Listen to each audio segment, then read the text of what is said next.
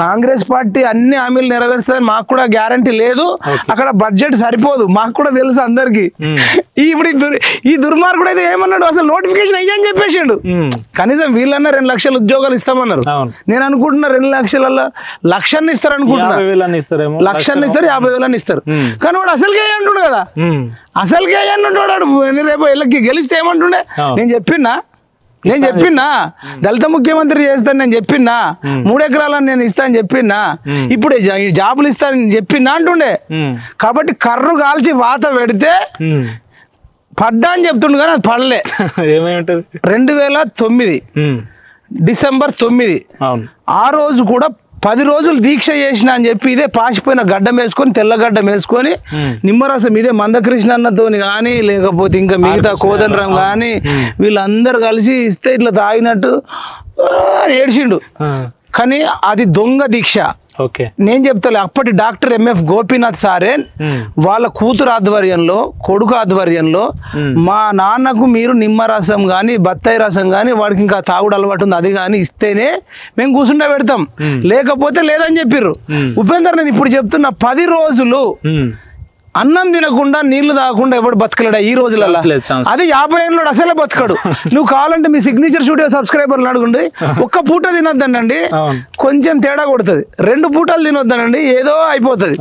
1 రోజంతా తినకపోతే నైట్ అంతా కడుపులో పేలికలు ఇట్లా పిసుకుతాయి. అది నువ్వు మళ్ళీ 1 రోజు అయిపోయి తెల్లారు కూడా ఇమీడియట్ గా కొన్ని నీళ్ళు ఛాయ తాగకపోతే మనిషికి బ్రెయిన్ కు అందాల్సిన సర్క్యులేట్ కానీ బాడీకి అందాల్సిన బ్లడ్ కానీ అందదు. అట్లా 2 రోజులకు అట్లయితే మరి 3వ రోజుకి ఎంత కావాలి, 4వ రోజుకి ఎంత కావాలి, 5వ రోజుకి ఎంత కావాలి, 7, 8, 9, 10 రోజులు బతికిండంటే ఈయన సత్యారిచంద్రుడా లేకపోతే చరిత్రలో దేవుణ్ణి మొక్కితే దేవుడు కాపాడినట్ట? ఏం లేదు, రోజు బాత్రూమ్ లో దూరాలా, మంచి ఉడకబెట్టిన గుడ్డు తెల్లడి తినాలా, పచ్చది పడేయాలా, మంచి జ్యూస్ తాగాలి, అట్లా బతికిండు. అది దొంగ దీక్ష ఎట్లను. ఇప్పుడు ఈయన పడ్డది కూడా ఫామ్ హౌస్ లో ఈ 14 ఏళ్లలో పడనోడు ఇయ్యలనే పడ్డాడంటే సేమ్ దొంగ దీక్షలకి ఇది దొంగ గాయం. యశోద హాస్పిటల్ ఉన్న డాక్టర్లు కూడా మన కరోనా టైంలో రోజుకు ₹1,00,000 వేసిర్రు అంటే దొంగ బిల్లు. 20 రోజులు ఉంటే 20 లక్షల బిల్లు వేసిర్రు. యశోద హాస్పిటల్ ఉన్న ఆ యాజమాన్యము ఆ కేటీఆర్ది వాటా ఉంది, వాళ్ళ హాస్పిటలే వాళ్ళదే గాయం అంటున్నారు. ఇప్పుడు ఏదన్నా చేసి కాంగ్రెస్ ప్రభుత్వాన్ని కూల్చాలని చెప్పేసి ఈ దొంగ నాటకాలు ఆడుతుండని చెప్తున్నారు. ఎందుకంటే ఆల్రెడీ కడియం శ్రీ గారి పల్లా రాజశేఖర్ ఏమంటారు, ఇది పడిపోతుంది, మేము అందరం కలిసిపోతాం ఎంఐఎం బీజేపీ బీఆర్ఎస్ అంటే. అరే చెప్తున్నాం, పల్లా రాజశేఖర రెడ్డి కానీ ఇంకెవడన్నా కూల్చాలనుకుంటే ఇప్పుడుంది కాంగ్రెస్ ప్రభుత్వం కాదు, నిరుద్యోగుల ప్రభుత్వం. తెలుగు భాష లెక్క గోన గన్నారెడ్డి లెక్క ఆడా ఉంటాం ఈడా ఉంటాం, వైఫై లాగా చుడతాం. మీ కేసీఆర్ ను కూడా ఆ యశోద హాస్పిటల్లో 12 కూడా ఉస్మానియా యూనివర్సిటీకి ఎత్తుకొచ్చి ఈడ పడేస్తాం. ఇప్పుడే అధికారంలో ఉన్నప్పుడే మీకు భయపడలేదు, ఇప్పుడు కనుక మీకు అట్లాంటి ఆలోచన వస్తేనే ఆ స్ట్రెచర్ మీద ఉంటాడు కదా దాంట్లో గుంజుకొచ్చి ఆ పాత సినిమాలలో కోటా శ్రీనివాసరావు యాక్టింగ్ చేసినట్టు మరి పోగలుగుతారు మీరు. సెక్యూరిటీ ఇంకా ప్రతిపక్షం మోడికి ఇప్పుడు వీళ్ళ ప్రభుత్వాన్ని కూలుస్తా అంటారు కదా.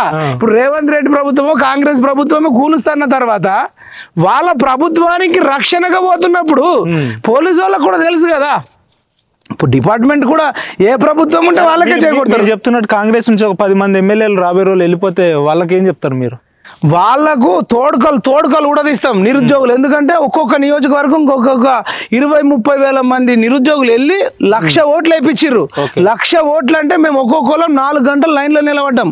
4 లక్షల గంటలు లైన్ లో నిలబడ్డట్టు ఒక్కొక్కలము దాదాపు 1 కోటి ఓట్లకు పైగా వాళ్ళకి పడ్డాయి. అంటే మేము దాదాపు ఒక్కొక్కలం ₹500 ఖర్చు పెట్టుకొని ₹1000 ఖర్చు పెట్టుకున్న వాళ్ళు కూడా ఉన్నారు. సగటు 1000 కోట్లు ఖర్చు పెట్టుకొని తెచ్చుకున్న ప్రభుత్వం. మాలాంటి వాళ్ళం ఏళ్ళ తరబడి గంటల తరబడి తిరిగి అంటే ఒక 30 లక్షల నిరుద్యోగులు రోజుకు వాళ్ళు 10 గంటలు తిరిగినా 3 కోట్ల గంటలు అట్లా ప్రతిరోజు తిరిగిరు. అంటే కొన్ని కోట్ల గంటలు మేము తిరిగినాం. అట్లాంటి దాన్ని సింపుల్ గా ఫైజామా మార్చినంత సింపుల్ గా మీరు దాంట్లోకి పోతే మీ కుటుంబ సభ్యులను కూడా రాళ్ళతో కొడతాం, మిమ్మల్ని కూడా రాళ్ళ కొట్టుతాం, చంపుతాం. ఇప్పుడు అంత ఆషామాషి కాదు. అని వీళ్ళకి చెప్తున్నాం. ఒకవేళ వాడు అట్లాంటి కుట్రలు చేస్తే ఆ బీఆర్ఎస్ ఉన్న దొంగలనే 39 మందిలా 39 మందిని కిడ్నాప్ చేసినా సరే వాళ్ళ ఇళ్ళకి తెచ్చుకోవాలి. వాడు 10 మందిని కొంటే 30 మందిని కొనాలిగా. అధర్మంతో కూడా కొన్నిసార్లు జయించాల్సి వస్తుంది. యాక్చువల్ గా పార్టీ మారొద్దని మనం చెప్తున్నాం. వాడు ఇప్పటికి కూడా చక్కగా ఉండకుండా దొంగ యాక్టింగ్ చేస్తే మనకి ఆల్రెడీ మీకు చెప్తే షాక్ అవుతారు. ప్రకృతి ఎట్లా పగబట్టిందంటే 14 ఏళ్ల తర్వాత నవంబర్ 29 శ్రీకాంతాచారి ఎల్బీ నగర్ లో పెట్రోల్ పోసుకున్న రోజు. అదే రోజు ఓటర్లు కేసీఆర్ పార్టీకి పెట్రోల్ పోసిర్రు. ఎట్లా ఓట్లు వేసిర్రు. డిసెంబర్ 3 నాడు శ్రీకాంతాచారి చచ్చిపోయిన రోజు రిజల్ట్ వచ్చిన రోజు. అంటే కేసీఆర్ ముఖ్యమంత్రి పదవి పోయిన రోజు, రాజకీయంగా చచ్చిన రోజు. అంటే చూడు ఎంత కోఇన్సిడెంట్. శ్రీకాంతాచారి పెట్రోల్ పోసుకున్న రోజే కేసీఆర్ కు పెట్రోల్ పోసిర్రు ఓట్లతోటి కాల్చిర్రు. రిజల్ట్ వచ్చింది. ఆయన డిసెంబర్ 3 నాడు ఆయన 2009లో చచ్చిపోతే ఈయన చచ్చిపోయాడు. కేసీఆర్ రాజకీయంగా చచ్చిపోయాడు. అంటే ప్రకృతి పగబట్టింది. శ్రీకాంతాచారి లాంటి వాళ్ళు అమరవీరులు మా నిరుద్యోగులలో ఆవహించి మనందరం పనిచేసేటట్టు చేసిరు. అంత ఆషామాషిగా ఓడిపోయేటోడు కాదు. అట్లాంటి దుర్మార్గుడు ఇప్పటికైనా 1,00,000 కోట్లు మింగిండు. ఇప్పుడు ఎక్కడైనా అరెస్ట్ చేస్తారా? ఎట్లా అరెస్ట్ చేస్తే అల్లర్లు చేపిద్దామని చెప్పేసి కథలు పడతా ఉన్నారు. వాళ్ళు అరెస్ట్ కావాల్సిందే. రేవంత్ రెడ్డి గారు మీ కాంగ్రెస్ పార్టీ వాళ్ళ ఫ్యామిలీని అరెస్ట్ చేస్తే 30 లక్షల మంది నిరుద్యోగులు అండగా ఉంటారు. ఇంకొకటి హామీలు అమలు పరిచారంటే ఒకటి ఉందబ్బా, వీళ్ళకున్న బడ్జెట్ కు 50% అవుతుంది. ఇంకా 50% కావాలంటే ఈ బీఆర్ఎస్ ఎమ్మెల్యేలు, మాజీ ఎమ్మెల్యేలు, ఇప్పుడు బాల్కసుమన్ లాంటి కానీ, గాదర్ కిషోర్ లాంటి వాళ్ళు కానీ, గువ్వల బాలరాజన్న, రసమయ్యన్న, మల్లారెడ్డి, పల్లా రాజేశ్వర్ రెడ్డి, ముత్తిరెడ్డి, యాదగిరి రెడ్డి, జీవన్ రెడ్డి, వీళ్ళందరూ తలసాని, దానన్న, వీళ్ళందరూ దొంగల దగ్గర లెక్కలేనంత డబ్బు ఉంది. దానిలో ఒక 20% 30% పట్టుకొచ్చిన ఈ ప్రభుత్వం ఇచ్చిన అన్ని హామీలు నెరవేర్చవచ్చు. కాబట్టి కవిత లిక్కర్ స్కామ్ లో అరెస్ట్ కావాలి. కేటీఆర్ ఏమో ఇంకా వీడు ఐటీని డెవలప్ చేసిన అని చెప్తున్నాడు. ఐటీని వాడు డెవలప్ చేయలే. ఐటీని అడ్డం పెట్టుకొని వాడు డెవలప్ అయిండు. వాడు పంది బలిసినట్టు బలిసిండు. కాబట్టి ఐటీ కదా ఒక కేటీఆర్ ఓడిపోయిండు, ఐటీ శాఖ అంతా పడిపోతుంది. వాడే సెల్ ఫోన్ కనిపెట్టిండు, వాడే ఫోన్ కనిపెట్టిండు, వాడే సాఫ్ట్వేర్ కనిపెట్టిండు, ఎంఎస్ ఆఫీస్ కనిపెట్టిండు, మైక్రోసాఫ్ట్ కనిపెట్టిండు, విండోస్ కనిపెట్టిండు. పొట్టు తెలుసా వానికి?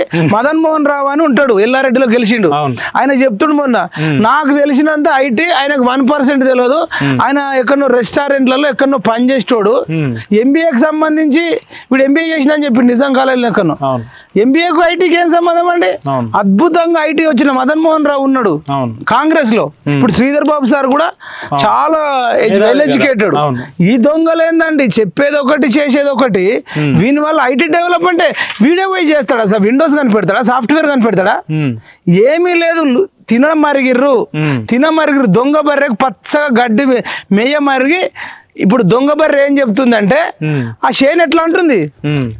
షేన్ మేసేదే దొంగ బర్రె అంటున్నాం కదా. బర్రె తినమరిగి ఇట్లా బిహేవ్ చేస్తుంది. బర్రెనే అంటుంది. బర్రె ఏం చేస్తుంది అంటే చిన్న చిన్న ఇంకో 4 దున్నపోతులను పెట్టుకొని ఆ పచ్చడి చేను ఎవడు కాపాడాలంటుంది. అసలు కాపాడింది ఏంది? వీడే నాశనం చేసిన అంటున్నాం. అట్లా రాజు పోతే రాజరికం ఆగదు. నేను పుట్టకపోతే ఎవరిని చేసుకుంటామన్నదట. నువ్వు పుట్టకపోతే ఇంకొకళ్ళని చేసుకుంటారు. వీళ్ళు చేసిందేం లేదండి, తిన్నది ఎక్కువ ఉంది. జన్వాడ ఫామ్ హౌస్ దాదాపు 25 ఎకరాల పైన ఉంటది. 20 కోట్ల కాడికి పట్టుకుని 500 కోట్లు. ఏం చేసినావయ్యా? మీ మల్లారెడ్డి లెక్క చెమటోడ్చిన, పాలమ్మిన, బోర్వెల్ వేసిన, ఏమన్నా ఇంకేమన్నా పీకినంటావా? దొంగలన్నా మేము రేవంత్ రెడ్డి గారి కాంగ్రెస్ కి చెప్తున్నాం, కనీసం వాళ్ళలో తిన్న దాంట్లో ఒక 20% 30% కక్కిచ్చినా మీ హామీలన్నీ నెరవేరుతాయి. మేము ఇంకొకటి రేవంత్ రెడ్డి గారికి చెప్తున్నాం, నువ్వు ముఖ్యమంత్రి కావడానికి ప్రధాన కారణం నిరుద్యోగులు. కేసీఆర్ ను పరామర్శించిన ఓకే, కానీ అంతకంటే ముందే నిరుద్యోగులను పరామర్శించాలి.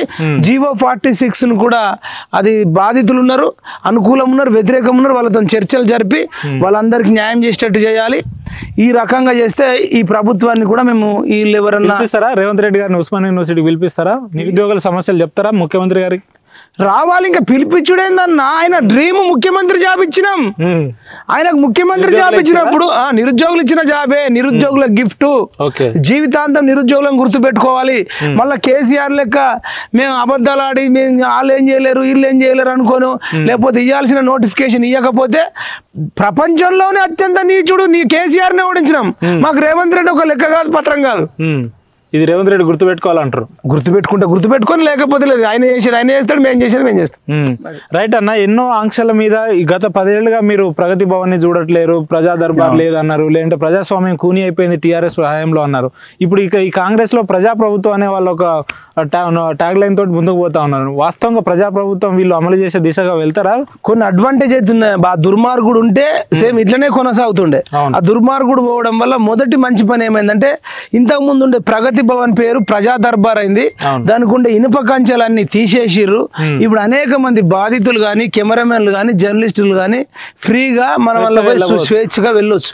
ఇది కేసీఆర్ ఉంటే జరుగుతుండేనా? జరగకపో. తర్వాత బెల్ట్ షాపులు ఇప్పుడు బంద్ చేస్తామని చెప్పి ఒక పిలుపునిచ్చిర్రు. డ్రగ్స్ మీద కూడా ఉక్కుపాదం అని చేసిర్రు. విద్యుత్తులో కూడా అవినీతి జరిగిందని చేస్తున్నారు. ఇప్పుడు ఆ ప్రభుత్వమే అట్లనే ఉంటే ఇవన్నీ జరిగేటి కావు. వీళ్ళు ఎంతవరకు చేస్తారనేది పక్కన పెడితే వాళ్ళకంటే అయితే ఇప్పుడున్న దానికి చాలా బెటర్ ఉంది. ఈ ఆటో డ్రైవర్ల సమస్య కూడా ఒకటి తీర్చేస్తే ఇంకా బాగుంటుందని. రైట్ అన్న. చివరికి లాస్ట్ గతంలో మైపాలన అంటే ప్రభుత్వ వ్యతిరేక విధానాల మీద నిజాన్ని నిక్కచ్చిగా మాట్లాడే ఒక ప్రతిపక్ష నాయకుడుగా చూసేటోళ్ళు. ఇప్పుడు కాంగ్రెస్ వచ్చిన తర్వాత మైపాల్ గారు ప్రతిపక్షం వైపు ఉంటారా, లేదంటే ఇప్పుడున్న కాంగ్రెస్ ప్రభుత్వంతో కలిసిపోయి పనిచేస్తారా? ఈ పార్టీ ఆ పార్టీ ఏం లేదు. మంచి చేస్తే మెచ్చుకుంటాం, చెడు చేస్తే తాట తీస్తాం. ఇప్పుడు ఆటో డ్రైవర్లకు అన్యాయం జరుగుతుంది, చర్చలు జరపమంటున్నాం. జీవో 46 బాధితులకు ఖచ్చితంగా వాళ్ళతో చర్చలు జరపాలి, వాళ్ళకు న్యాయం చేయాలని అంటున్నాం. అడగాల్సిందే తప్ప. అన్యాయం జరిగిన దగ్గర ఇంకా నిన్న మొన్న ఏదో లాకప్ డెత్ అయింది, ఖచ్చితంగా ఆ ఎస్ఐని సస్పెండ్ చేయాలి, అరెస్ట్ చేయాలి. ఈ పోలీసు వాళ్ళు పంచాయతీలు తెంపుడేందో ఇవన్నీ కూడా బానుకోవాలి. అన్నదమ్ముల పంచాయతీ, భార్యాభర్తల పంచాయతీ మీకెందుకన్నా ఆ సివిల్ పంచాయతీలు ఇవన్నీ లేకుండా కూడా ఈ ప్రభుత్వం చూసుకోవాలి. ఇట్లాంటి ఏది చేసినా మనం ఖండించాల్సిందే తీవ్రంగా. అది రైట్ అన్న. మైపాల్ అన్న, మీ అమూల్యమైన సమయాన్ని కేటాయించినందుకు ధన్యవాదాలు అన్న. Thank you so much.